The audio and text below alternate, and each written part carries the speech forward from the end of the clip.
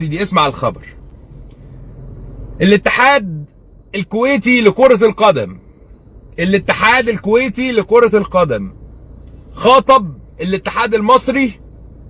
ليه؟ قول لي ليه يا مادو. اسمع يا عم. الاتحاد الكويتي لكرة القدم دخل في مفاوضات رسمية مع الاتحاد المصري من اجل اقامة سوبر مصري كويتي زي السوبر المصري السعودي. مين هو بطل الدوري؟ اكتب لي. الدوري هو نادي الزمالك.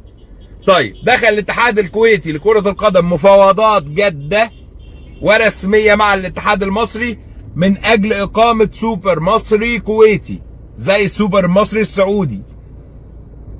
وكمان الخبر بقى اللي انا باكده لك وعلى مسؤوليتي وعلى ضمانتي، لقاء هيكون بين الكويتي ونادي الزمالك المصري بطل الدوري المصري.